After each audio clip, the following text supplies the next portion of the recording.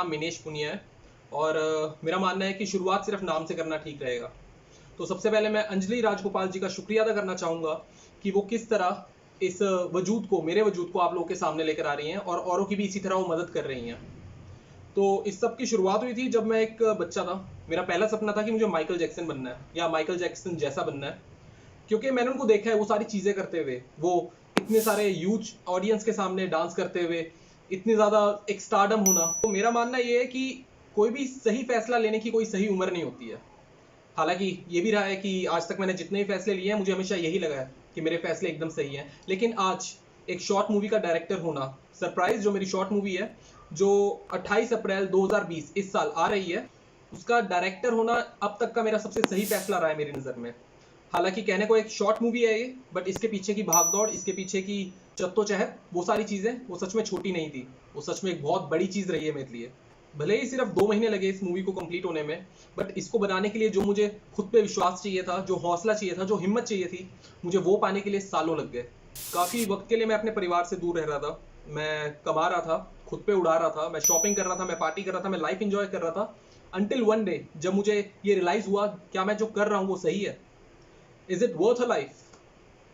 तो इस सब की शुरुआत जहाँ से हुई थी जब मैं एक बच्चा था और मैं माइकल जैक्सन बनना चाहता था, जैसे मैंने आपको बताया।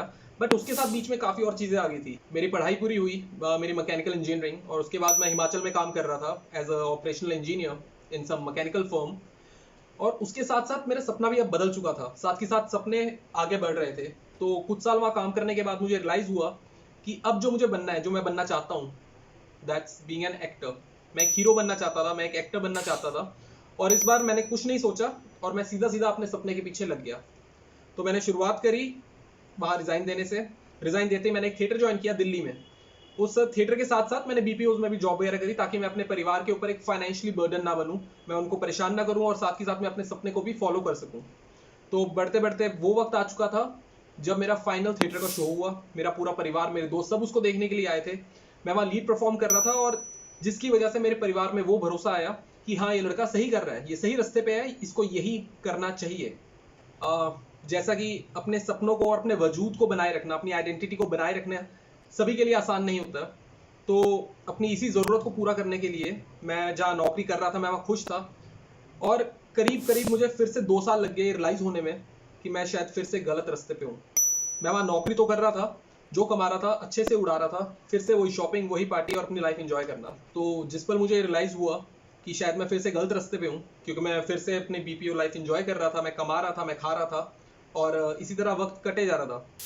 मुझे लगभग 2 साल लग गए जब मुझे ये पता लगा कि मैं फिर से गलत रास्ते पे हूँ, और मैंने उसी क्षण वहाँ पे रिज़ाइन दिया और मैं अपना बोरिया बिस्तर बांध के मुंबई आ गया।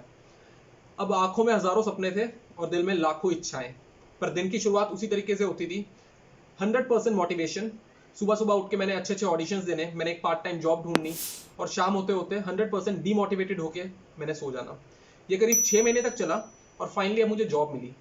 एक पार्ट टाइम जॉब करने के पीछे मेरा मकसद सिर्फ इतना ही रहा था कि मैं रात भर जॉब करके दिन में कुछ टाइम अपना ऑडिशन को दे सकूं, अपनी जिमिंग को दे सकूं, अपनी डांस क्लास को दे सकूं, तो बेसिकली मैं अपने सपने को पूरा करने की तरफ बढ़ सकूं साथ के साथ। अब मुझे फाइनली एक जॉब मिल चुकी थी। मैं काफ़ी खुश था कि जॉब मिल गया, मैं दोबारा कमाने लगूंगा और फिर से मैं इंडिपेंडेंट हो जाऊंगा और अपना खर्चा खुद कर पाऊंगा। पर साथ के साथ एक दुख ये भी था कि जहाँ मैं पार्ट टाइम जॉब ढूंढ रहा था, वहाँ मुझे अनजाने में एक नौकरी मिली जो 12 घंटे की नौकरी थी। तो इस 12 घंटे की नौकरी की वजह से मेरे सपनों पे फिर से एक पॉज लगने वाला था। मेरी ज़िंदगी सिर्फ इतनी होके रह गई थी कि मुझे 12 घंटे नौकरी करनी है, उसके बाद खाना है, सो जाना है, और फिर से ट्रैवल करके, मुंबई में ट्रैफिक आपको पता ही है, फिर से ट्रैवल करके वापस मुझे अपने काम पे पहुंचना है। करीब 6 महीने हो चुके थे और मुझे फिर से महसूस हुआ कि मैं फिर से गलत रास्ते पे निकल चुका हूँ। मैं फिर से सिर्फ नौकरी का होके रह गया हूँ, अपने सपनों का नहीं। और उसी क्षण मैंने फिर से रिज़ाइन किया। और इस वक्त एक स्ट्रगल का एक नया पीरियड अब शुरू हो गया था। अब मैं मुंबई में था, मेरे पास वक्त ही वक्त था, बट पैसा नहीं। और यकीन मानिए, नसीब तो बिल्कुल भी नहीं था। तो कहीं ना कहीं मेरा वजूद मेरी आंखों में ना टूटने लगा था कि ये कैसे हो रहा है। कितनी दफ़ा मैं अपने सपने के पीछे दौड़ना शुरू करता हूँ, पर हालात मुझे फिर वहीं ले आते हैं। अपनी नज़र में मैं कहीं ना कहीं एक बेचैनी आ चुकी थी। बट ये बात सच है, अगर आपके पीछे आपका परिवार है, आप कुछ भी कर सकते हैं। मेरे परिवार ने कभी मेरा साथ नहीं छोड़ा। मेरा परिवार हमेशा मुझे मोटिवेट करता रहा, मेरे साथ खड़ा रहा, हमेशा मेरे लिए खड़ा रहा। तो पर वो ये भी चाहते थे कि मैं वापस घर आ जाऊं। तो करीब करीब 1 महीने का वक्त उन्होंने मुझे दिया कि तू 1 महीना मुंबई में रह, अगर तू वहाँ रहना चाहता है, एंजॉय कर या स्ट्रगल कर, वो तेरी मर्जी है।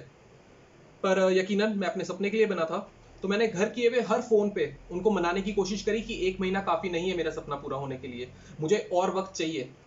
पर साथ के साथ मेरे दिल में ये भी था, अगर वो नहीं माने तो इस हकीकत को मैं खुश होकर अपनाऊंगा। मैं दुखी नहीं रहूंगा, मैं अपना 1 महीना बर्बाद नहीं करूंगा, बल्कि इस 1 महीने में वो कोशिश करने की कोशिश करूंगा मैं, जो पहले नहीं हो पाई। तो अंत में जब वो इस चीज़ को लेके नहीं माने, तो मैं 100% मोटिवेटेड होके इस 1 महीने को सबसे बेहतरीन महीना बनाने में लग गया। तो वो 1 जनवरी थी, 1 जनवरी 2020, जब मैंने डिसाइड किया कि इन बचे हुए 30 दिन में मुझे कुछ तो करना ही है। करना क्या है मुझे ये नहीं पता था, पर कुछ तो करना ही है। तो बिना और वक्त बर्बाद करे, बिना और वड़ा पाव खाए, बिना और बीच पे, वर्सोवा बीच पे घूमे फिरे बिना, मैं अपने काम को लग गया। पर अब भी नहीं पता था कि किस तरीके से मैं अपने घर वालों को विश्वास दिला के और वक्त मांग पाऊँ। इस 1 महीने में ऐसा क्या मैं कर दिखाऊँ। तो मैंने कुछ नहीं किया, मैंने अपना लैपटॉप उठाया, शांत होने के लिए अपना मैंने पुराना एक फ़ोल्डर खोला जिसमें मेरी तस्वीरें थी, मेरी वीडियोज़ थी, मेरे दोस्तों के साथ, मेरी फैमिली के साथ, मेरी गर्लफ्रेंड के साथ। और जो एक चीज़ जो वहाँ सबसे अच्छी थी और सबसे कॉमन थी, कि उन तस्वीरों में मैं उनको एक कहानी बता रहा था। हर तस्वीर एक कहानी कह रही थी कि यहाँ तू एक कहानी बता रहा है। और ना जाने मुझे याद कैसे नहीं रहा अपनी पूरी ज़िंदगी कि मैं एक स्टोरी टेलर भी रहा हूँ। भले ही मैंने सिर्फ मजे के लिए किया है, भले ही मैंने अपने आसपास के लोगों को अपनी ओर खींचने के लिए किया है, पर सच में काफ़ी अच्छा करता था मैं। और मैंने उसी वक्त एक कहानी लिखना शुरू किया, एक स्टोरी अपने लैपटॉप पे मैंने लिखनी शुरू करी। करीब मुझे 7 घंटे लगे और वो कहानी पूरी हो गई। पर अब अगला सवाल, अब क्या? कहानी तो लिख ली, पर अब क्या? साथ के साथ मुझे याद आया कि काफ़ी वक्त पहले मेरे एक दोस्त का एक यूट्यूब चैनल होता था, और वो उस पर कहानियाँ डालता था, गाने डालता था, और उस सब की वीडियो मैं बनाता था, शूट मैं ही करता था। तो उसने हमेशा मुझे यही बोला कि यार तू बहुत अच्छा करता है ये काम, तुझे खुद भी करना चाहिए। और उस वक्त मुझे दिमाग में ये बात स्ट्राइक हुई। सिर्फ हमारा देखने का नज़रिया था जो मैं पहले नहीं देख पाया और जो अब देख पाया, और ये बात मेरे दिमाग पे स्ट्राइक हुई कि हाँ, हम ये चीज़ भी कर सकते हैं। और उसी वक्त मैंने अपना कैलेंडर खोला और मेरे पास करीब 27 दिन बचे थे, और मैं ही था। इन 27 दिनों में मुझे अपनी ज़िंदगी बदलनी थी। कैसे? अब भी चीज़ें क्लियर नहीं थी, क्योंकि इस वक्त मेरे पास पैसा नहीं था, मेरे पास रिसोर्सेज नहीं थे, मेरे पास एक टीम नहीं थी, सिर्फ एक जज्बा था कि हाँ मुझे करना है ये। तो मेरा फैसला था कि मुझे इस स्टोरी को डायरेक्ट करना है, मुझे इसकी एक मूवी बनानी है, मुझे इसकी एक शॉर्ट मूवी बनानी है। कैसे? नहीं पता। और जैसा सब कहते ही हैं, impossible is nothing, impossible itself says I am possible. और शाहरुख खान भी जैसे कहते हैं कि अगर आप किसी चीज़ को पूरे दिल से चाहें तो पूरी कायनात आपकी मदद करने में जुट जाती है। करीब 2 दिन लगे और मेरी टीम तैयार थी। और यकीन मानिए, ये टीम इस दुनिया की सबसे बेहतर टीम थी, सबसे बढ़िया टीम थी इस पल मेरे लिए, क्योंकि इस टीम का मकसद सिर्फ यही था। इन्होंने मेरी कहानी सुनी, इन्होंने मेरी लिखी हुई कहानी सुनी, और उसके बाद इन्होंने ये फैसला लिया पूरी टीम ने कि हाँ, कि ये काम करेंगे एक बदलाव को लेकर आने के लिए, सिर्फ मेरी ज़िंदगी में नहीं, उनकी भी ज़िंदगी में, हालांकि सभी की ज़िंदगी में, कि हम ये प्रोजेक्ट बिना किसी पेमेंट लिए और बिना किसी पैसे की इनपुट पे। तो अब मेरा सारा का सारा फोकस इस शॉर्ट मूवी को डायरेक्ट करने पे था, और मैं साथ के साथ भूल भी चुका था कि मैं एक्टर बनने के लिए आया हूँ। इस सफ़र को चलते चलते मुझे रियलाइज़ हुआ कि हाँ, भले मैं मुंबई एक्टर बनने के लिए गया था, बट मैं एक्टर से अच्छा भी कुछ और कर सकता हूँ, मैं एक डायरेक्टर और अच्छा बन सकता हूँ। तो मैंने डिसाइड किया कि मैं इसको डायरेक्ट करूँगा अपने पूरे दिल से। तो अपने सपनों के तालाब में कूदते वक्त मुझे सिर्फ एक ही चीज़ पता थी कि मुझे अपना 100% देना है, और इस पूरे सफ़र में मुझे सिर्फ 3 चीज़ें समझ आई। सबसे पहली ये कि आप कोशिश करना मत बंद करिए, सिर्फ अटेम्प्ट करते रहिए। अगर आपको ये भी नहीं पता कि आपको लाइफ में क्या करना है, आपको ज़िंदगी में क्या करना है, तो भी आप सिर्फ कोशिश करिए उन चीज़ों में जो आपको खुशी देती हैं। और यकीन मानिए, ज़िंदगी आपको खुद बताएगी कि आपको ये सच में करना है या नहीं करना है। दूसरी चीज़ ये कि अपने हालातों के साथ एक ऐसा रिश्ता बनाइए कि जब तक वो हालात ठीक ना हो, आप एक हद तक उन पर कोशिश करें। ऐसा ना हो कि उनको ठीक करते करते आप खुद को तोड़ लें, बिल्कुल ना हो ऐसा। सिर्फ एक पॉइंट तक आप कोशिश कीजिए, अगर हालात ठीक हो पाए तो ठीक, नहीं हो पाए तो चेहरे पे एक मुस्कान लेके आप वहाँ से आगे बढ़िए।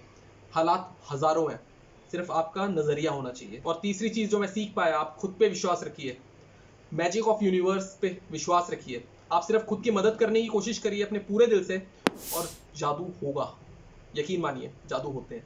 तो ये थी मेरी कहानी, और मैं यकीन मानता हूँ कि इस वक्त काफ़ी लोग मेरे से कनेक्ट कर पा रहे होंगे, काफ़ी लोग ये समझ पा रहे होंगे कि हाँ, क्योंकि वो भी इन हालातों से कहीं ना कहीं गुजर रहे होंगे। और मैं काफ़ी खुश महसूस करूँगा अगर आप इस चीज़ को समझ पाएँ, और मेरी बातें आपके लिए कहीं ना कहीं मोटिवेशन बन पाए। और जैसा मैंने बताया, सरप्राइज, मेरी मूवी का नाम है सरप्राइज, जो कि 28 अप्रैल 2020 इस साल आ रही है। और मैं यकीन मानता हूँ कि आप लोग बहुत प्यार देंगे, आप लोगों को बहुत पसंद आएगी, और मैं चाहूँगा आप सब इसको देखें। ये यूट्यूब पे रिलीज़ होने वाली है, और आप लोगों का सपोर्ट इस वक्त मेरे लिए बहुत ज़रूरी है। मेरी ज़िंदगी अब शुरू हुई है। मैं नहीं जानता कि मेरी कितनी उम्र किन कामों में बीत गई, पर मेरी अब वो ज़िंदगी शुरू हुई है जहाँ मुझे आप लोगों की सपोर्ट की सबसे ज़्यादा ज़रूरत है, ताकि मेरा सर हमेशा गर्व से ऊंचा उठा रहे। और अंत करते हुए मैं बहुत बहुत शुक्रिया अदा करूंगा अपनी पूरी टीम का, अंजलि राजगोपाल जी की पूरी टीम का, जो इस मेहनत में लग के मेरा पूरा प्रोजेक्ट पूरा हुआ है मेरी टीम की वजह से, और मेरी आवाज़ आप तक पहुंच पा रही है, मेरी कहानी आप तक पहुंच पा रही है अंजलि राजगोपाल जी की टीम की वजह से। तो thank you so much Anjali Rajagopal ji. And I wish आप सब खुश रहें, सब दुरुस्त रहें। आडियोस।